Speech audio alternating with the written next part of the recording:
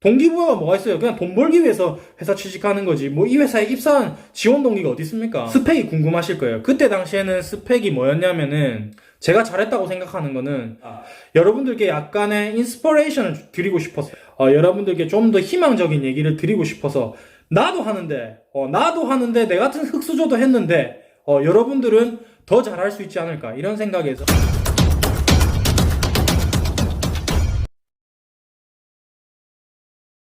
예, 제끼름 반갑습니다. 인초입니다. 네, 어제에 이어서 오늘은 그 S그룹에 제가 어떻게 입사를 하게 됐는지 그 준비 과정에 대해서 한번 썰을 풀어볼게요. 저만의 노하우. 아마 이 영상은 그 취업을 준비를 하시거나 본인이 어떤 회사로 취직을 준비를 해야 될지 뭘 해야 될지 모르겠다 고민하시는 그런 20대 대학생분들 또는 현재 현업에 계신 분들이 아마 공감을 좀 하실 수 있지 않을까 이런 생각이 듭니다. 네, 우선 제가 구체적으로 회사 이름을 밝히진 않겠습니다. 이 이유는 제가 다음 영상에서 한번 구체적으로 Q&A 식으로 제가 답변을 좀 드릴 거고. 근데 아마 여러분들 다 추측을 하실 수 있겠죠, 당연히. S 대기업 이렇게 하면은. 예, 그 기업 맞습니다. 예. 하지만 제 입으로는 절대 말할 수 없습니다. 먼저 보통 대학교 한 3, 4학년쯤 되면 슬슬 이제 압박이 올 겁니다. 뭐 학과 공부도 물론 해야 되지만 앞으로의 진로가 어떻게 될까? 졸업을 하고 뭐 먹고 살아야 되지? 어떤 회사에 취직을 해야 되지? 나는 뭘 하고 싶은 건가? 내가 잘하는 게 뭐지? 얼만큼의 연봉을 받고 일을 하고 싶은가? 뭐 이런 고민들을 하실 거예요, 현실적으로. 저는 그 고민을 좀 진지하게 3학년 때, 대학교 3학년 때부터 시작을 했던 것 같아요. 사실 남들보다 조금 빠른 편이었습니다. 뭐 요즘은 제가 잘 모르겠는데 벌써 대학 졸업한 지가 지금 거의 한 7년 정도 됐으니까요. 지금도 그렇고 그때 당시도 그랬지만 사실 취직이 그렇게 녹록지 않은 시즌이었고요. 저희 앞 선대 선배들은 조금 취직이 쉬웠던 적도 있지만 저 때는 여전히 취직이 굉장히 어려운 시즌이었고요. 저는 막연하게 어떤 회사 뭐 연봉 많이 준다, 와, 이 네임밸류가 높다, 뭐 복지가 좋다 이런 식으로 제 진로를 접근하지 않았고요. 첫 번째 저에게 던진 질문이 이거였습니다. 나는 과연 어떤 사람인가? 나는 진짜 뭘 하면 즐거울까? 과연 어떤 일을 해야 내가 잘할 수 있을까? 진짜 진지하게 이 질문을 던졌어요. 나는 어떤 사람인가? 나는 어떤 걸 할 때 즐거운가? 나는 뭘 해야 잘하는가? 잘 모르죠, 당연히. 제가 그때 당시에 뭐 20 몇 년을 살았다고 하더라도 저 자신에 대해서 잘 모를 수도 있습니다. 내가 뭘 잘하는지. 특히 업무적으로. 사회생활의 입장에서 봤을 때 어떤 일을 하면 내 적성에 맞는지 잘 모를 수가 있어요. 맨 처음에 생각하는 게 그겁니다. 뭐 무작정 뭐 자격증을 공부한다, 스펙을 쌓는다, 이게 아니에요. 내가 뭘 해야 될지 명확하게 목표가 없는데 그냥 남들이 다 아는 기본적인 스펙을 쌓는다고 별 도움이 안 된다는 생각이 들더라고요. 왜냐면 시간 낭비일 수 있잖아요. 나중에 내가 정말 가려고 하는 어떤 진로에 대해서 이 스펙들이 다 필요 없으면 그냥 돈 낭비, 시간 낭비예요. 그래서 저는 목표를 먼저 정하는 게 중요하다고 생각을 했어요. 그 목표를 정하기 위해서는 내 자신이 어떤 사람인가를 먼저 알아야 돼요. 예. 그래서 거기에 굉장히 중점적으로 초점을 맞춰서 거의 1년 동안 고민을 했던 것 같아요. 3학년 내내. 그래서 제가 처음에 먼저 한 거는 일단 현재 내가 갖고 있는 자원, 나의 상태에 대해서 파악을 객관적으로 했습니다. 일단 그때 당시에 뭐 부산의 국립대를 다녔었고요. 제가 경제학과에 재학 중이었습니다. 현 시점에서 어쨌든 이 과를 살려서 취직을 하는 게 가장 효율적이겠다 이런 생각을 저는 했습니다. 그러면 이제 과를 살려면 보통 이제 저희가 경제학과에서 생각하는 게 금융업 쪽으로 가는 거예요. 예, 금융업. 그래서 금융업 쪽으로 일단 카테고리를 잡고 그 중에서 여러 가지 업종이 있죠. 금융업이라고 뭐 은행만 있는 게 아니거든요. 뭐 은행도 있고 증권도 있고 보험도 있고 뭐 자산운용도 있고 기타 등등등등 아주 많은 세분화된 분야들이 있는데 큰 카테고리로 뭐 은행, 증권, 보험 이런 식으로 내가 현실적으로 갈 수 있는 어떤 회사들의 카테고리를 나눴습니다. 그러고 나서 이 각각의 업종들에서 내가 실질적으로 취직을 했을 때 어떤 업무를 하고 그 업무가 어떤 역량을 필요로 하는가 이걸 한번 알아보고 싶었어요. 근데 보통의 학생들은 제 주위에 봤을 때 그냥 인터넷 검색하거나 아니면은 취직한 선배의 의견을 듣거나 굉장히 닫혀있는 정보라고 해야 될까요? 제가 느끼기에는 이런 것들 다 저도 해봤는데 별로 제 마음에 와닿지가 않았고 구체적으로 뭔가 제가 궁금한 뭐 연봉이라던가 구체적인 업무의 어떤 내용이라던가 역량이라던가 이런 거를 다 알긴 어렵더라고요. 저는 이제 선배들한테 이제 물어보고 듣는 것들도 굉장히 중요한데 그건 굉장히 주관적이에요. 뭐 한두 명의 의견을 듣고 판단을 하면은 사실 그거는 소수의 의견일 수 있거든요. 개인적인 생각이잖아요. 그러니까 그 의견 하나만을 가지고 제 진로를 판단하기에는 굉장히 어려운 거예요. 그래서 저는 어떻게 했냐면은 현업에 찾아갔습니다. 그냥 제일 좋은 방법이에요. 현업에 찾아갔습니다. 예를 들면은 저는 처음에는 제일 우리가 많이 아는 금융업이라고 하면 은행이잖아요. 그리고 가장 손쉽게 접근할 수 있는 그런 은행 창구들이 많으니까 저는 갔습니다. 일단 가서 제가 개인적으로 볼 수 있는 간단한 업무, 통장 업무를 보면서 사실 이게 목적이 아니죠. 간단한 업무를 보면서 그 창구 직원한테 이렇게 얘기를 해요. 저기 죄송한데 제가 어느 대학생인데 이러한 진로가 있다. 진지하게 진짜 고민 중인데 정말 업무 시간 중에 죄송하지만 이런 거를 뭐 여쭤봐도 되겠습니까?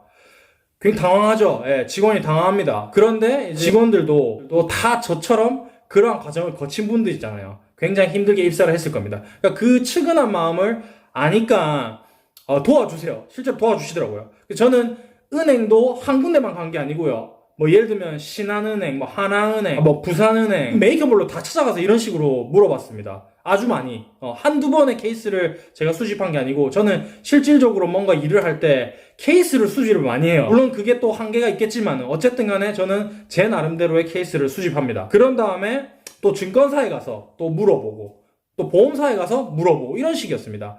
근데 제가 이제 그 대표적으로 뭐 증권, 보험, 은행 이렇게 찾아가서 여쭤보고 일을 하는 것들을 보니까 저랑 뭐가 가장 맞는지를 점점점 분석하기 시작했죠. 저는 굉장히 성격이 활발하고 사람을 만나길 되게 좋아하고 리딩하는 걸 좋아하고 회합하는 것도 좋아하고 뭐 그런 성격이더라고요. 그리고 단순히 뭐 앉아서 하루 종일 이제 오피스 업무만 하는 일보다는 좀 더 활발하게 움직이면서 할 수 있는 업무 그런 것들이 굉장히 제 적성에 맞겠다 이런 생각이 들었고요. 간과할 수 없는 거는 사실 연봉입니다. 저는 앞서 영상에서 말씀드렸다시피 별로 그렇게 유복한 가정 환경 속에서 자란 게 아니기 때문에 그때 굉장히 결핍이 있었어요. 무조건 돈은 많이 벌고 싶다. 물론 이제 뭐 사업을 해서 억대 매출 올리고 이런 게 가장 돈을 많이 버는 거지만 그때 당시에 제가 현실적으로 할 수 있는 방안 중에서 그나마 돈을 가장 많이 벌 수 있는 직종을 선택하고 싶다. 근데도 또 이제 저는 이제 자존심이 세니까 남들이 그때 당시의 생각이에요. 이건 그때 당시에 굉장히 결핍이 많다고 했잖아요. 사회적으로 굉장히 이름 있는 네임밸류가 있는 어째 보면 이제 제가 말씀드렸던 귀천.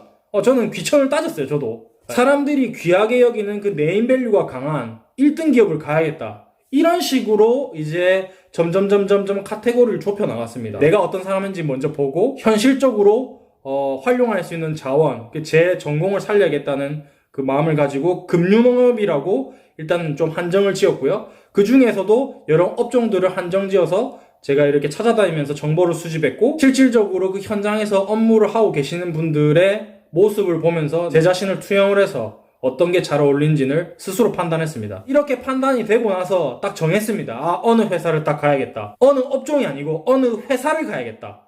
이렇게 딱 정했어요. 그래서 저는 그때가 이제 3학년 1학기였습니다. 그때부터 저는 이직 준비를 하기 시작합니다. 첫 번째로 거기에 들어가기 위한 필요한 스펙들을 이제부터 찾아보는 거예요. 왜냐면 이제 나는 목표가 딱 생겼으니까. 금융 자격증을 딴다던가, 영어 성적을 만든다던가, 학점을 관리한다던가, 이제 그때부터 시작을 하는 거예요. 그 회사에서 어떤 공고가 뜬다, 예를 들면 채용 공고나 인턴 공고가 뜬다, 그런 걸 유심히 봤다가 미리 준비를 하기 시작했어요. 첫 번째 기회가 왔던 게, 그 S 대기업의 그 계열사는 그 당시에 이제 여름 방학 기간 동안에 대학생들에게 인턴십을 제공하는 프로그램을 했습니다. 굉장히 한시적으로. 그게 회사 사정에 따라서 매년마다 이렇게 인턴십이 열리는 게 아니고 그때 당시엔 운 좋게 인턴십이 열렸었어요. 이게 공채전환 인턴십이고요. 인턴십을 잘해가지고 평가를 해서 통과가 되면은 공채 전환할 때는 입사 시험을 보지 않고 면접만 보고 통과할 수 있는 그러한 혜택을 줬습니다. 저는 이 인턴을 합격을 하면은 공채 전환은 무조건 할 수 있다는 자신이 있었어요. 저는 이 현업에서 많은 분들에게 얘기를 듣고 또 모의 면접도 막 보면서 현업에서 어떤 일을 하고 있는지를 많이 알고 있었습니다. 일반 대학생들이 아는 수준이 아니라 거의 그 면접관들이 좋아할 만한 그런 답변을 할 수 있는 정도의 그런 굉장히 해박한 지식을 갖고 있었고요. 거의 1년 넘게 이 회사 한 개만을 위해서 준비를 했습니다. 미친놈이죠. 약간 고시공부 준비하듯이 준비를 했습니다. 그렇기 때문에 무조건 인턴만 되면 나는 공채 전환을 합격할 자신 있다. 이런 생각이 있었어요. 그래서 그러면 난 인턴에 목숨을 걸어야겠다. 빨리 대학을 졸업해서 바로 취직을 해서 돈을 벌어야겠다. 이 배고픔과 가난의 대학생활, 그리고 이 10몇 년 동안의 학생으로서의 신분을 벗어나고 싶다. 이런 생각이 굉장히 강했습니다. 인턴 합격을 위한, 아시죠? SSAT. 그거 제가 말하면 다 아는데, 인적성 검사 시험을 준비를 했습니다. 6개월 동안. 이거 준비해보신 분들은 아실 거예요. 인적성 검사란 거는 수능 공부 이런 거랑 달라서 공부한다고 되는 게 아닙니다. 중학교 때부터 고등학교 때까지 가지고 있는 기초 지식, 학력의 체력을 단순히 평가하는 거예요. 기본 베이스가 탄탄하다고 생각했고, 이제 단순히 오랫동안 그것들을 안 봐왔기 때문에 익숙하지 않은 상태에서 연습을 하면은 잘할 수 있을 거라는 생각을 했어요. 그래서 저는 그때 아무도 그렇게 하지 않는데, 저는 무조건 여기에 목숨을 걸어야 되니까 아침 9시부터 밤 9시까지 이 인적성 검사 공부만 합니다. 책 막 다 사가지고 여태까지 뭐 기출문제들 다 사고 오답노트 전부 다 하고 외우고 뭐 그런 식으로 했어요.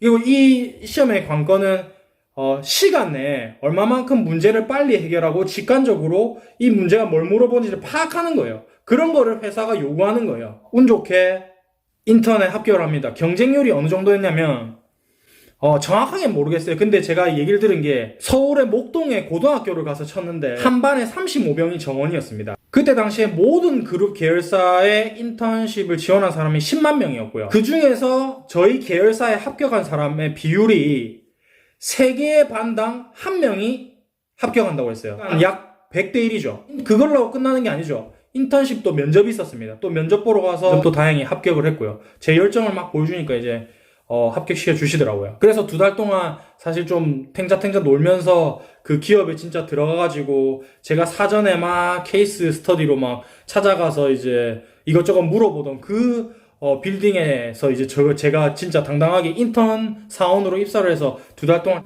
근무를 하고 그 평가가 또 좋아가지고 공채 전환이 됐습니다. 스펙이 궁금하실 거예요. 그때 당시에는 스펙이 뭐였냐면은 거의 한 7년 전이니까 그때 당시에는 학점 3.0 이상, 그리고 영어 성적은 오픽 IM 이상. 오픽은 이제 영어 말하기입니다. 뭐 토익 이런 거 안 보고요. 다른 회사들은 어떻게 하는지 모르겠는데 그때 당시 그 회사는 오픽 영어 스피킹 점수만 받고요. 나머지 스펙은 뭐 부차적인 거였어요. 예를 들면 자격증이 있으면 금융 자격증, 그 회사에서 가산점을 주는 특정 금융 자격증들이 있었습니다. 가장 중요한 거는 자소서 그리고 면접이었습니다. 왜냐하면 이 회사는 사람의 됨됨이나 어떤 업무 역량을 굉장히 많이 본다는 느낌이 들었어요. 왜냐하면 우리 그 금융업이라는 게 오피스 업무, 컴퓨터 업무를 잘한다, 뭐 단순히 영어를 잘한다 이런 걸로 그 돌아가는 조직이 아니었기 때문에 이 조직 생활에 얼마만큼 잘 적응할 수 있나 이런 것들을 봤던 것 같아요. 그때는 굉장히 뭐 거짓말도 많이 하고. 제가 말씀드리고 싶은 거는 저는 스펙이 뛰어나지 않습니다. 뭐 학교도 그렇게까지 막 최고의 뭐 스카이 대학을 나온 것도 아니고 영어 성적이 그렇게 높지도 않고요. 자격증이 그렇게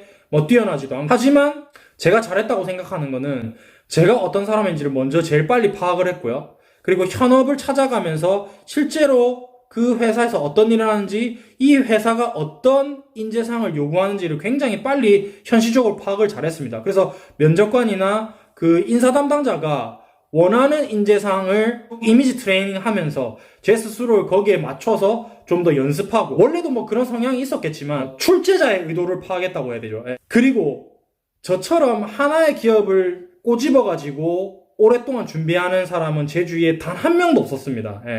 그냥 업종을 정해가지고 여러 회사마다 다 달라요. 인재상이 약간씩 다 다릅니다. 그런데도 그냥 이제 취직이 목적이다 보니까 그냥 돈 벌어야 되니까 사실 동기부여가 뭐가 있어요. 그냥 돈 벌기 위해서 회사 취직하는 거지 뭐 이 회사에 입사한 지원 동기가 어디 있습니까? 그런 식으로 다 이제 취직 준비를 하거든요. 이게 현실이에요.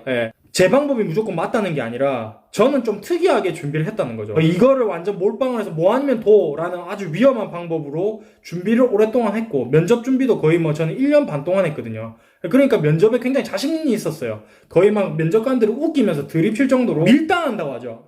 면접장에서 3대1로 면접을 보는데 그렇게 밀당할 정도의 어떤 정신 상태가 되기 쉽지 않거든요. 근데 저는 1년 반 동안 그거를 이미지 트레이닝을 하면서 계속 연습했어요. 그러니까 면접관들이 그냥 막 엄청 대단한 괴물로 보이는 게 아니고 아주 친근한 그냥 옆집 아저씨처럼 느껴졌어요. 대학생의 수준으로 이 회사를 바라보면 절대 안 됩니다. 자소서를 쓰던 면접 준비를 하던 대학생의 입장에서 바라보면 안 되고요. 그 현업에 계시는 분의 입장에서, 그 현업에서 진짜 어떤 일을 하고 어떤 역량을 가진 사람이 필요한지를 아주 현실적으로 꿰뚫어 볼 수 있어야 돼요. 그렇게 하면은 면접은 아마 필승할 겁니다. 물론 제가 이제 7년 전에 트렌드라서 뭐 이게 요즘 트렌드하고 안 맞을 수도 있어요. 근데 제가 드리고 싶은 말씀은 스펙적인 부분을 뭘 준비해라 이런 정보 전달이 아니라 여러분들께 약간의 인스퍼레이션을 드리고 싶었어요. 예. 저같이 아무것도 가진 것이 없어도 가능하다는 걸 보여드리고 싶었고요. 진짜 취업이 어려운 시즌이고, 더군다나 이 지금의 세계적인 사태 때문에, 취직이 더 안 되고 실업률도 증가하는, 이러한 시국에, 여러분들께 좀 더 희망적인 얘기를 드리고 싶어서, 나도 하는데, 내 같은 흙수저도 했는데, 여러분들은 더 잘할 수 있지 않을까, 이런 생각에서, 얘기를 드렸습니다. 아무쪼록 저보다 스펙도 좋으시고 똑똑하시고 학벌도 좋으신 분들이 이러한 조금의 열정을 더 보태서 좋은 곳에 본인이 원하는 곳에 취직을 잘 하셨으면 좋겠고요. 또 저는 다음 영상에서 또 다른 얘기로 찾아뵙도록 하겠습니다.